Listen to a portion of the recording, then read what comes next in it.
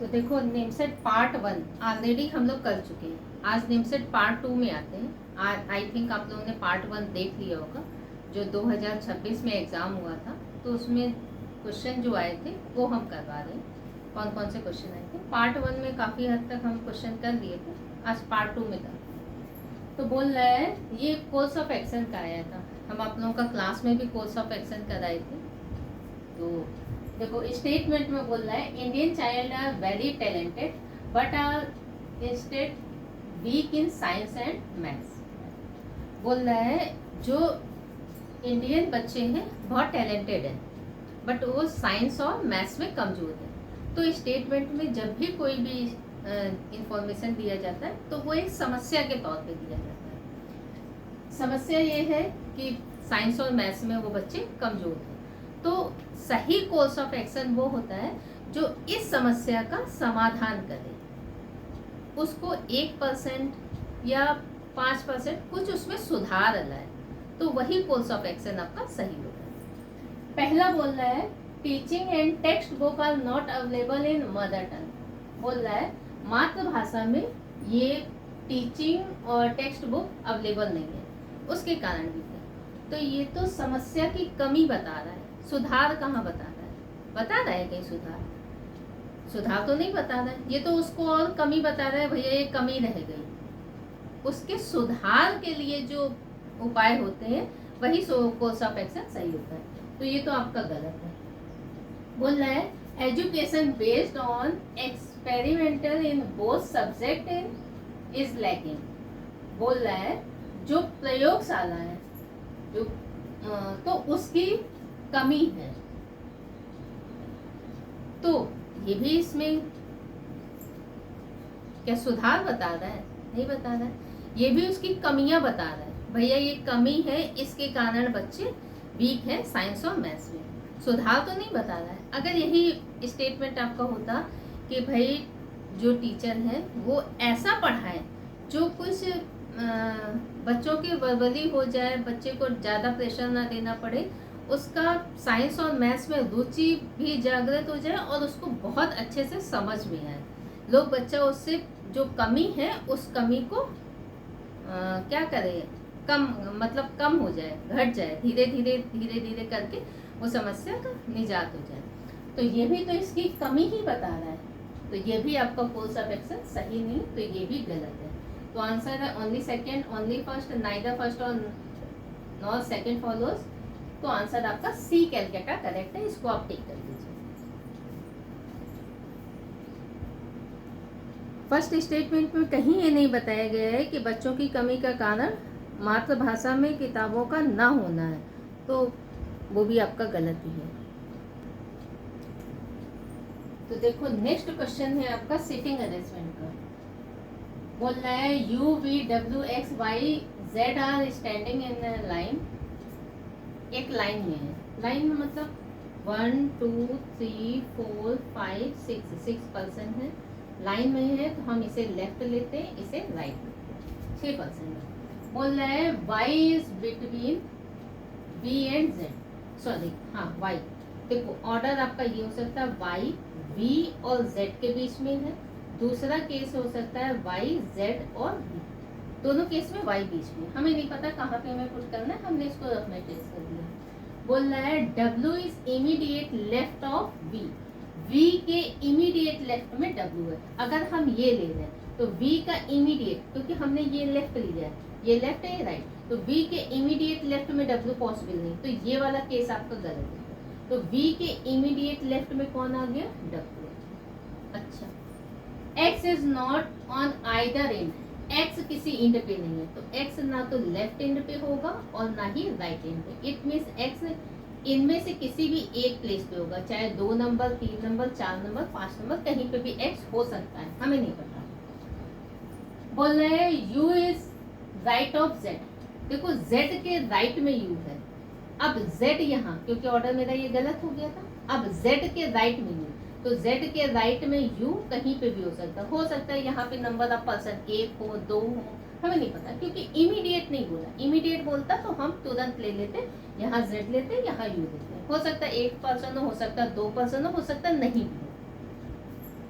बोल रहा है इफ, अब देखो कंडीशन दे दिया, if W is far left, बोल रहा है W लेफ्ट से फर्स्ट प्लेस पे है, तो W का पोजीशन देखो फिक्स कर दिया, W हमने फिक्स कर दिया, तो W फिक्स कर दिया, W के अकॉर्डिंगली क्या आ जाएगा V, क्योंकि इसके इमीडिएट लेफ्ट में था, V आ गया, Y आ गया, Z आ गया। अब देखो X इस प्लेस पे होगा नहीं, तो X इस प्लेस पे आ गया और U इस प्लेस पे आ गया, तो ऑर्डर आपका ये हुआ। बोल रहा है then who is at fourth position from left, तो लेफ्ट से फोर्थ पोजीशन पे कौन पर्सन है, तो वो पर्सन है Z।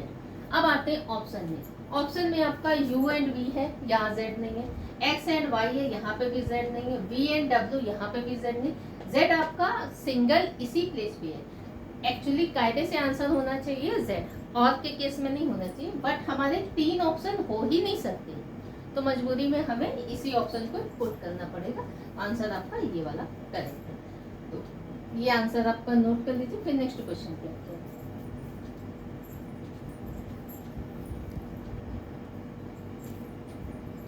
देखो कोडिंग की कोडिंग में हम आपका बताए भी थे, बाइनरी टू डेसिमल और डेसिमल टू बाइनरी, ये हम आपका कन्वर्जन बताए भी थे। तो बोल रहा है binary multiplication of this and this, तो पहले इसका देखते हैं क्या है, 1 1 0 0 1 0 1 1, तो क्या करेंगे, हम बोले थे लेफ्ट से डबल लिखना, 1 1 का डबल 2 2 का डबल 4 4 का डबल 8, यहाँ 1 1 का डबल 2 2 का डबल 4 4 का डबल 8, तो जो आपका 1 है वो डिजिट को ऐड करना है, डेसिमल में कन्वर्ट करना है ये दोनों को, तो 8 + 4 कितना हो गया, ये 12 हो गया। यहाँ कितना है, 1 है 2 है 8 है, तो 8 + 2 + 1, तो ये कितना हो गया, 8 2 10 11। अब इनका मल्टीप्लाई 12 × 11, क्योंकि मल्टीप्लिकेशन बोल रहा है, तो कितना आएगा 132। अब 132 को इसमें बाइनरी कोडिंग में कन्वर्ट करना है, तो 132 को तो हम यहाँ पे कर रहे हैं 1 का डबल 2, बाइनरी कोडिंग में कर रहे हैं, ये आपका डेसिमल में है, 2 2 का डबल 4 8 16 32 64 128, देखते हैं जरा, देखो 32 132 को 128 जोड़ेंगे और 4 जोड़ेंगे तो हमारा 132 आ जाएगा। जो आपका ये डिजिट है यहाँ वहाँ 1 1 पुट कर दो, रिमेनिंग में आपका 0 0, तो आंसर आपका होगा 1 4 बार 0 फिर 1 2 बार 0, तो 1 4 बार 0 1 2 बार 0, तो राइट आंसर आपका। तो बोल रहा है इनका binary multiplication of this and this, तो पहले इसको डेसिमल में कन्वर्ट कर लेना, डेसिमल में कन्वर्ट करने के बाद आपका इसमें 12 है इसमें 11 है, इसका मल्टीप्लाई करोगे तो 132 आएगा, 132 को आप बाइनरी कोड में कन्वर्ट करोगे तो बाइनरी कोड इसका ये होगा। तो जहाँ पे आपका जो एडिशन करने पे जो आपका आ रहा है एडिशन, तो वहाँ पे 1 पुट कर देना, रिमेनिंग में आप क्या करोगे 0 पुट कर देना, तो ये भी नोट कर लीजिए।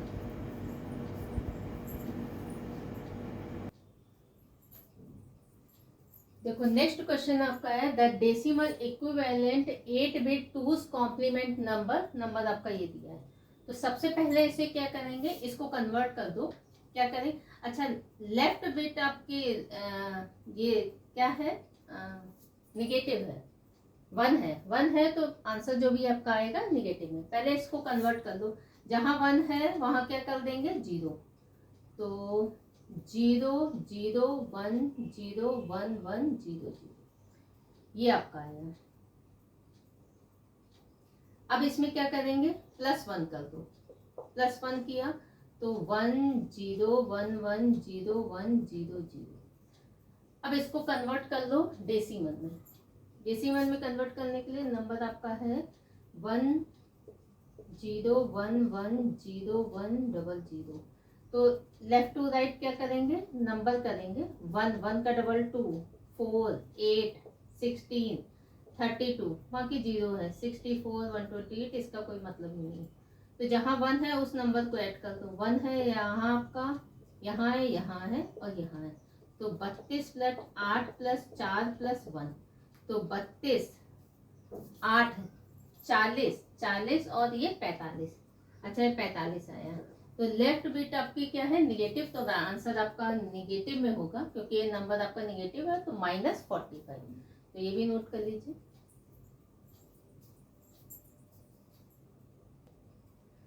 क्योंकि सबसे लेफ्ट बिट आपकी 1 है, इसलिए निगेटिव नंबर हो गया।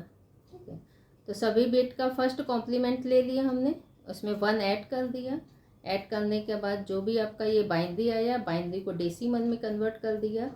सबसे लेफ्ट बिट आपकी 1 है, इसलिए आंसर आपका जो भी नंबर होगा वो निगेटिव संख्या होगी, इसलिए -45 आया। देखो इसमें बोल रहा है the sum of 4 number A B C and D इज, तो जो जो बोल रहा है वो आप लिखते चले जाओ पहले। तो क्या बोल रहा है, सम ऑफ, यहाँ लिख देते हैं A plus B plus C plus D, ये कितना दिया है 10600।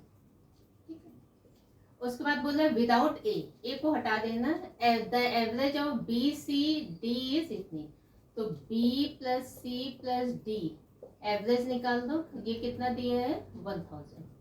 विदाउट सी को हटा देना, तो सी को हटा देंगे तो क्या बचेगा A plus B plus D, इसका एवरेज कितना दिया है आपका 3220। सही है ना। अब क्या बोला, without see the average of, तो विदाउट सी को हटा देना, तो एवरेज आ जाएगा A B और D का, इसका एवरेज आपका दिया है, कितना दिया है 3180। तो क्वेश्चन है find the value of D, D की वैल्यू आपको फाइंड करनी क्या है, तो D इक्वल टू क्या है ये आपको फाइंड करना है।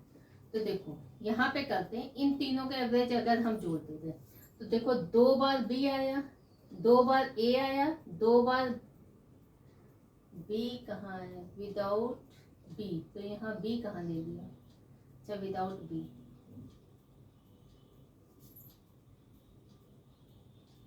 यहाँ B कहाँ आएगा C2, विदाउट B नहीं आएगा तो यहाँ C आएगा, तो A plus C plus D आपका ये दिया है, उसके बाद A B D आपका ये दिया है, B C D आपका एवरेज ये दिया है।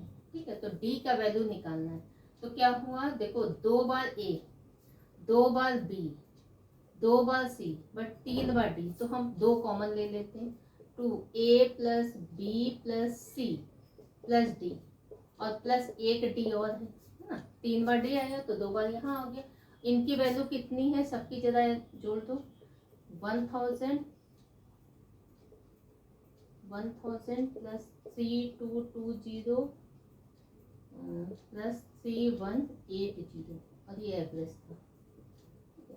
क्रॉस मल्टीप्लाई करो, क्रॉस मल्टीप्लाई किए तो अच्छा A plus B plus C plus D, इसकी वैल्यू कितनी है ये, तो लिख दो 2 into 10600 plus D equal to, क्रॉस मल्टीप्लाई किया इसका, तो ये हो गया 3200 3180।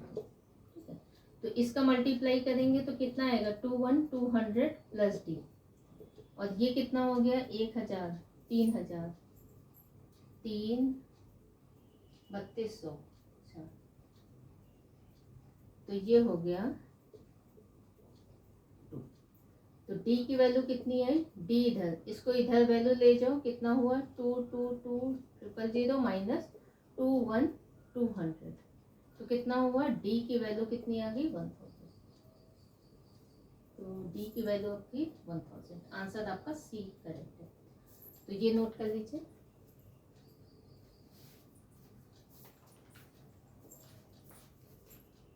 देखो हम ये कैलकुलेशन आपका वर्बली कर दिए थे, तो इसको यहाँ पे कर देना, तो यहाँ पे करेंगे 3 इंटू, इन सबको ऐड किया तो ये आया, इसका मल्टीप्लाई किया तो ये आया, वही वैल्यू हमने यहाँ पुट कर दी।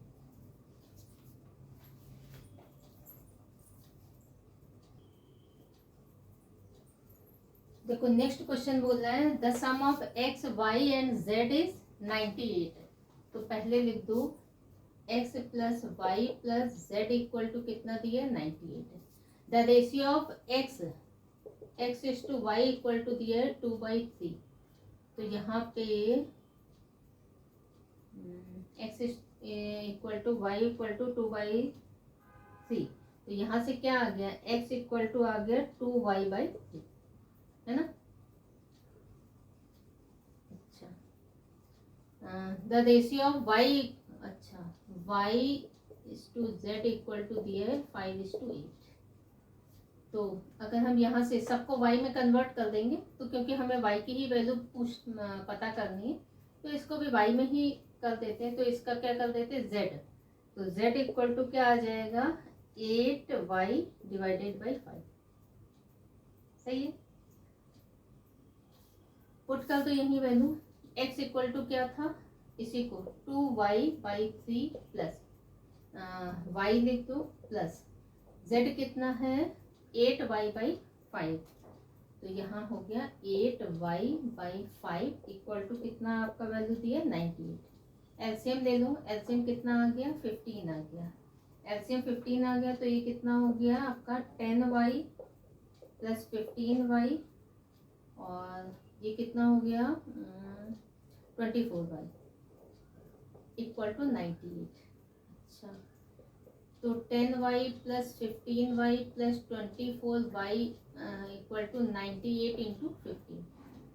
अच्छा ये कितना हो गया सारा जरा जोड़ो 10 20 20 20 40 40 और 49y इक्वल टू 98 इंटू 15। तो y इक्वल टू क्या आ गया 98 इंटू 15 डिवाइडेड बाई 49। 2 टाइम्स गया तो 15 दूनी 30। तो y का वैल्यू आपका कितना आ गया 30। तो ये भी आप नोट कर लीजिए।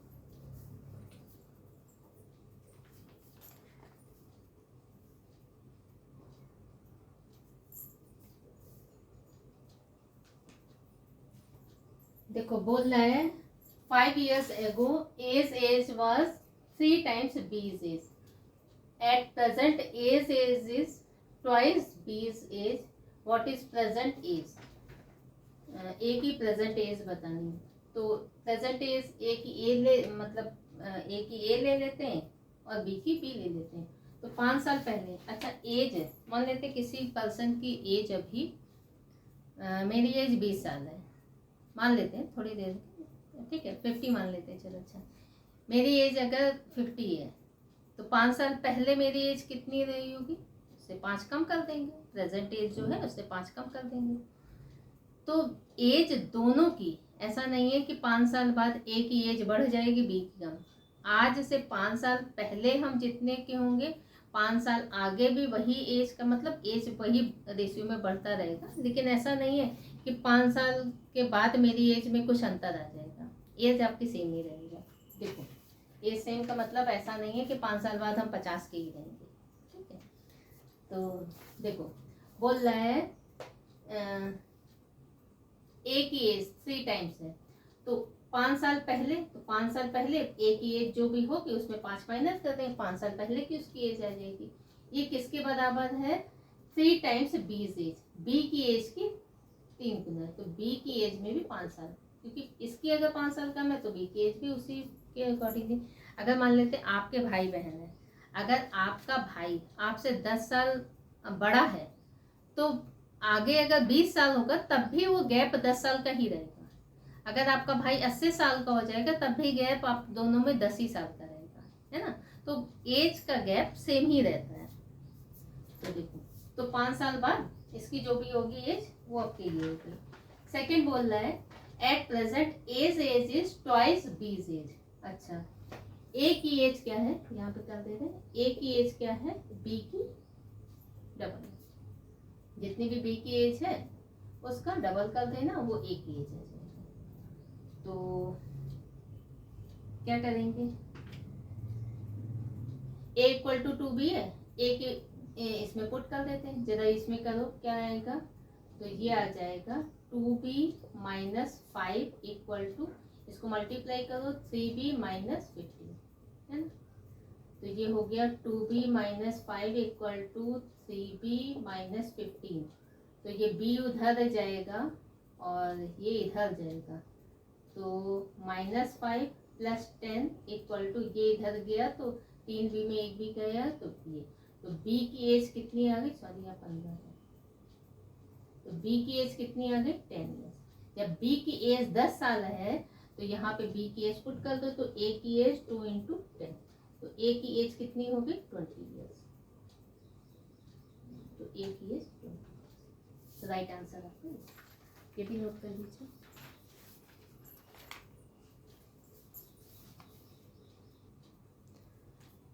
देखो नेक्स्ट क्वेश्चन बोल रहा है the sum of x Y W and Z is 84। X plus y plus W plus Z सम दिया है 84। The sum of W Y Y W and Z is, तो वाई डब्ल्यू और Z is 3 times x, x का 3 गुना है, तो ये question आपकी बना। The sum of x W Z, x plus W plus z equal to दिया है इज 320% ऑफ वाई, तो 320% ऑफ वाई, ये कर दिया, ये क्वेश्चन बनी। डब्ल्यू इज 20% ऑफ, तो डब्ल्यू is 20% of sum of x y and z, तो sum of x plus y plus z, तो इक्वेशन 4 की बनी। तो जेड का वैल्यू फाइंड करना है, तो जेड का, तो ये 4 इक्वेशन आपकी बनी। इसमें कैलकुलेशन थोड़ा लेंदी है, मेरा बोर्ड उतना बड़ा है नहीं कि हम आपका कर करके करें। तो फाइनली हमने उसको इक्वेशन सॉल्व कर देना। यहाँ से आपका डब्ल्यू का वैल्यू आ जाएगा 14, एक्स का वैल्यू 2 इक्वेशन से करके निकाल लेना, तो एक्स का वैल्यू 21 आएगा, वाई का वैल्यू ये आएगा और जेड का वैल्यू ये आ जाएगा। तो इसका आंसर है आपका 29। तो ये कैलकुलेशन आपके लिए है, आप आराम से करते रहना, ठीक है। तो आज इतना ही हम रखते हैं, बाकी नेक्स्ट क्लास हम आगे का कंटिन्यू लेंगे। 2027 के लिए हम ऑलरेडी जो भी थ्योरी पार्ट है वो आपका धीरे धीरे करके अपने यूट्यूब चैनल पे अपलोड कर देंगे। तो आप लोगों से रिक्वेस्ट है, जिसने मेरा चैनल सब्सक्राइब ना किया हो तो काइंडली सब्सक्राइब कर ले, नोटिफिकेशन आप लोग ऑन कर लीजिएगा, ताकि जब भी हम वीडियो अपलोड करें तो आप लोगों के पास इंफॉर्मेशन पहुंच जाए। और वीडियो को लाइक और शेयर कर दीजिएगा। आपके बहुत सारे ऐसे फ्रेंड लोग होंगे जिनको पता ही नहीं होगा अच्छा ऐसा ऐसा कोई चैनल भी है, तो उनके लिए हेल्प हो जाएगा। मान लेते हैं आप सीनियर हैं, आप पढ़ चुके, तो अपने जूनियर को बता दीजिएगा ताकि वो भी फ़ायदा उठा सके। तो फिर मिलते हैं नेक्स्ट वीडियो में। Thank you so much.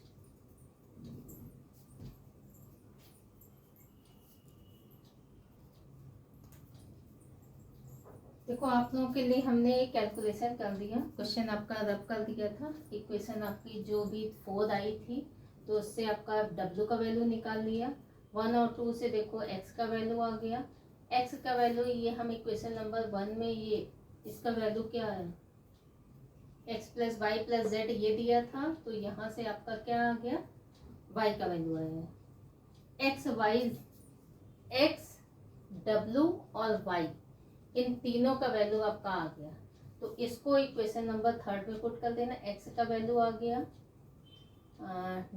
X का वैल्यू ये आ गया, डब्ल्यू का वैल्यू ये आ गया और वाई का वैल्यू आपका यहाँ से ये आ गया, ठीक है। तो ये जेड का वैल्यू सिंप्लीफाई कर देना, जेड का वैल्यू आपका 29 आ जाएगा। तो इसमें कैलकुलेशन ज़्यादा था, तो हम बोलते भी हैं जिसमें आपका कैलकुलेशन ज़्यादा हो क्वेश्चन में, वो क्वेश्चन आप स्किप कर देना। होता क्या है, जैसे मान लेते हैं आपको किसी भी कोई भी एग्जाम आप दो, अगर 100 क्वेश्चन आते हैं तो 100 में 100 क्वेश्चन कोई भी बच्चा करता है क्या, नहीं करता है, उसमें कुछ क्वेश्चन छोड़ता ही है। जब वो क्वेश्चन छोड़ता ही है तो बेटर ये रहता है कि जिस क्वेश्चन में टाइम लगे वो क्वेश्चन आप स्किप कर दो। अब हम निमसेट का बात कर रहे हैं, निमसेट में आपका जो एनालिटिकल रीजनिंग वाला पार्ट रहता है और क्वांटिटेटिव एप्टीट्यूड, उसमें सारे क्वेश्चन के मार्क्स एक ही रहेंगे। अगर आपको 2 नंबर मिल रहा है तो सारे क्वेश्चन जितने भी है 2 नंबर, 5 मिल रहा है तो सबके 5, 6 मिल रहा है तो सबके 6 नंबर रहेंगे। ऐसा नहीं है कि क्वेश्चन नंबर 1 का आपका 8 मार्क्स कर दे, क्वेश्चन नंबर 5 का आपका 2 मार्क्स कर दे, ऐसा कुछ नहीं होता, सबके इक्वल मार्क्स होते हैं। तो जब जिस भी क्वेश्चन में टाइम ज़्यादा लग रहा है आप वो क्वेश्चन स्किप करके आगे बढ़ो, क्योंकि आपका जितना भी क्वेश्चन रहेगा, अगर आपको 40 क्वेश्चन है, 40 क्वेश्चन में आपका 30 मिनट का टाइम दिया जा रहा है, तो आप 40 में 40 क्वेश्चन कभी नहीं कर पाओगे, ठीक है। क्योंकि ऐसा होता नहीं, हाँ कभी कोई क्वेश्चन होता है वर्बली भी हो जाता है, किसी क्वेश्चन में टाइम भी लगता है, तो एवरेज मान करके चलो कि आपका 1 मिनट में 1 क्वेश्चन होना चाहिए, तो 30 मिनट में आपके 30 क्वेश्चन हो जाने चाहिए। हो सकता है कभी कभी 30 से ज़्यादा हो जाते, कभी कोई क्वेश्चन वर्बली हो जाता है, तो 32 से 35 आपका मान करके चलो आपका हो जाएगा। अगर आप थोड़ा कैलकुलेशन फास्ट है और वर्बली कुछ क्वेश्चन के आंसर आ रहे हैं तो माना जाता है, अदरवाइज एक क्वेश्चन के लिए आप 1 मिनट मस्ट है, आपको देना है। अब इस क्वेश्चन में कैलकुलेशन में ही इतना टाइम लग जाएगा तो आपके बाकी क्वेश्चन आपके छूट जाएंगे। मान लेते हैं आपको इस क्वेश्चन में 6 नंबर भी मिल गया, तो आपके अगर 4 क्वेश्चन छूट गए तब भी तो आप लॉस में ही रहना।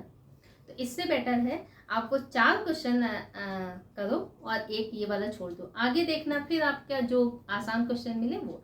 जब सारा आपका हो जाए, आपको लगे कि मेरे को बस 28 क्वेश्चन आते हैं, 28 के बाद अब मेरे से नहीं बन पाएगा, तब आपके पास टाइम अगर है तो आप एक बार फिर से स्टार्टिंग टू एंडिंग देख लेना।